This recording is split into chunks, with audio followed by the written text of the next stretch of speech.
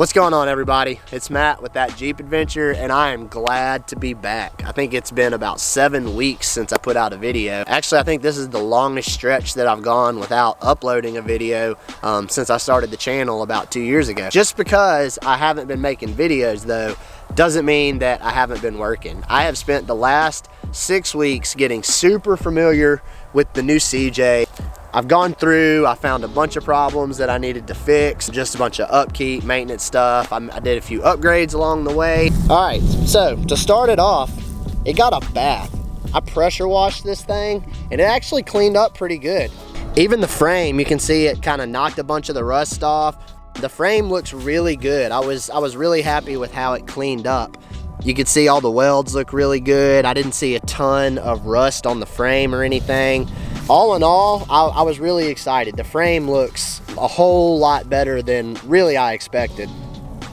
All right, so a good bit of my time these last few weeks has been working on stuff up front. I added hydraulic assist. I think I still need to change the power steering pump. It's whining. I thought that maybe the whine was just because it had been low on fluid. The old gearbox, the one that was on there when I got it, was just leaking really, really bad. So put a new gearbox on it, tapped it, bought the cap, the Easy Hydro Assist cap from DIY 4x. Ultimately, it all worked out really easy. I'm really happy with how it turned out. On the tie rod here, I ordered a clamp from Barnes 4-wheel drive, and then the brackets I got from Moto Built. Just got those welded together. And then on this end, I had to make a custom bracket here, and I ended up adding some high misalignment spacers on either side of the ram housing here. In order to make room for the DIY 4x cap, I had to cut into the back side of the front cross member up there. I mean, I guess it's kind of like the frame cap. I had to notch it in the back. I thought I might even have to go out both sides, all the way out the front bumper, but luckily I didn't have to do that. The old steering shaft had a ton of play in that little U-joint that's kind of right past the firewall. I cut that joint out, and I just ordered this joint here from Amazon and cut the shaft, welded it on. It's not pretty, it's not perfect, but it does work. It's kind of probably a temporary solution for now. I may upgrade it in the future. We'll just kind of see how well this works. Made a new tie rod ends. I had to chop the bumper here. It used to come out kind of about to here, but it was getting all up in the tire. It didn't take much flex, and the tire was rubbing on that bumper there. I also had to do some work on the winch. It wasn't working, but it basically just ended up being a ground wire. So that was no big deal. That was a simple solution. I actually took it to an Alternator starter place here in town that I let look at my last winch, and they had it fixed super fast. They didn't even charge me. So that was pretty awesome to get this winch working, so I don't have to buy a new one. Actually, today I just added these lights. The factory headlights right there aren't the best. I don't really necessarily love the way that these lights look mounted here, and I honestly don't love the whole winch plate itself. So it's going to work for now, but eventually I'm going to cut that off and kind of have a more traditional bumper type setup there.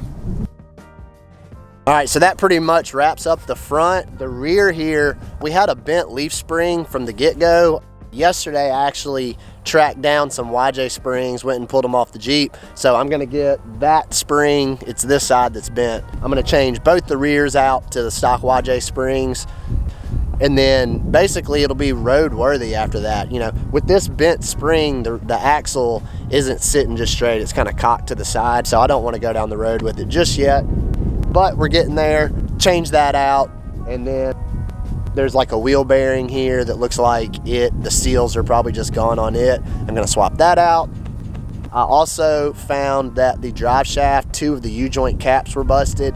So I rebuilt the rear drive shaft, and then the ladder bar back there, the anti-wrap bar, the hole that was drilled in the bracket on the frame side, the holes were bigger than the bolt that was through it. Actually, one side of the bracket was bigger than the other side, so I drilled, made the holes evenly sized, and put the right size bolt through there. Now there's no like play. When you'd first let off the clutch, you'd hear like a hard clunk, and it was either the U-joints in that drive shaft or the bolt being too small in the anti-wrap. I don't know which one it was, but it fixed that issue. So I'm pretty pumped on that. Another interesting thing I found when I was working on this pipe actually is smaller and slides into this larger pipe that goes back to the axle. Normally this is a shackle and this can pivot forward and back, and there may be like a heim or something on this to allow it to flex, you know, left to right.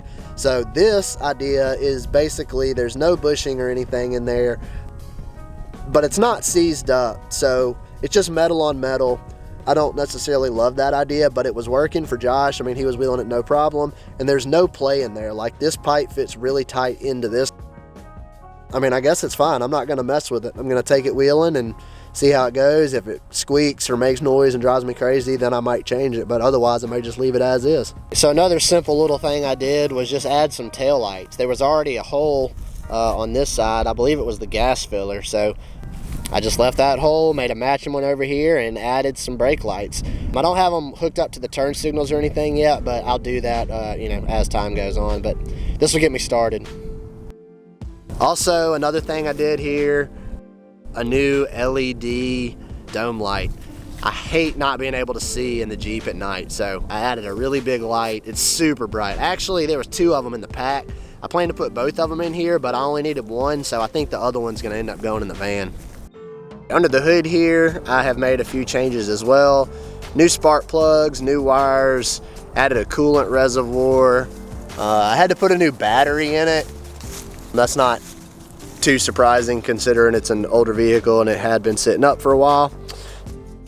I got the lights wired up today on a relay. Another thing that I had to do was change the alternator. This one was squealing like crazy, so I basically found this one on eBay. It was only 40 bucks from a salvage yard. So this this alternator actually came from Ohio. Free shipping both ways, so I figured I would give it a shot. So far, so good. I also checked the thermostat and it was stuck open, so I swapped it as well. Another little thing I did here was trim the fenders a little more. It stopped kind of somewhere in this region, and I actually like that look a little better, but the sides weren't cut even and it was kind of driving me crazy. So I just evened those up. Feel like it looks a little better. Another little thing I did here was make a solid cowl vent. I covered up the vent and just put a solid piece. Underneath, on the inside of the tub, there was nothing down there, so water would just, you know, pretty much go straight into that cowl. So I covered it up with a solid piece of aluminum and put a little gasket behind it, so hopefully that'll keep the majority of the water out. On the inside here, I basically redid the whole dash. There was a bunch of gauges that were in there that weren't working, so I cut all those out, made the hole in the dash here kind of larger. They had a similar setup before that was about half the size of the aluminum plate that I have there. So I just made the hole about twice as big and covered up a whole bunch of holes and imperfections in the dash with the plate. And then I cut in my new gauges there. There's a big space above the 3 little ones right there. That's kind of where I had envisioned for a tachometer and a speedometer to go if I ever add those down the road. All right, so that's just about gonna do it for everything that I can show you as far as changes go. Oh, one thing I did do, I took the front hub apart on one side and I found that it's got 30 spline outers. I was thinking that it had 35 spline, it doesn't. It does have the 35 spline inners, but I'm gonna be swapping. These inners actually have what they, like, I think they taper down. It's like the early style Kingpin 60 shaft. The new shafts, same part number and everything, they don't taper down. It's just like the same thickness all the way beginning to end. So I'm gonna upgrade with those inners and some 35 spline outers, and I've already got some mile marker selectable hubs for 35 spline, so I'm just gonna use those and then I'll keep these drive flanges and 30 spline outers and the taper down 35 spline inners. I'll keep all that just so I can have like a trail spare. All right, well, that is it for now. I just wanted to give you a quick update on everything that I have been doing to the CJ the last few weeks and why I have not been putting up videos. I mean, I could have been filming all of this stuff, you know, kind of every step of the way, but just trying to get it knocked out. Most everything that I've done isn't too crazy. There's already some videos out there. The Hydro Assist is probably the biggest addition, and I followed the Muddy Beards video on that, so putting it on mine pretty much was exactly how he said it was going to be. No major surprises. So go check out that video if you want to find out how to add a super affordable hydro assist. I think I've got like 250 bucks, maybe 300 in it total, and that's even with an extra hose to keep as a trail spare. All right, well, that's it. Thanks for stopping by. Thanks for checking out the CJ. I haven't just been doing nothing the last month and a half. I actually have been working on something. So really excited to be almost on the trail with it. I can't stand another 6 weeks being in the shop with no riding. So I think we're just a few weeks away and we'll be on the trail with this thing. Subscribe to the YouTube channel if you don't, and also That Jeep Adventure on Instagram. I've got the CJ5 restoration project, not this CJ5, but a 74 and a 79 that we're combining into one. When this gets wrapped up, I'm gonna get back on that project. I have a ton of people asking me about that Jeep. It's still coming, it's still happening. So don't give up on me. I had to take some time off from it to do a bunch of work to the TJ. I had to track down some death wobble, pretty much rebuilt the entire front end. I got back on the restoration project, and then I ended up picking up the 1-ton CJ here, and it's just been taking all my time. So almost done with this, and then I will be back to the other CJ. So thanks for checking it out. Peace out.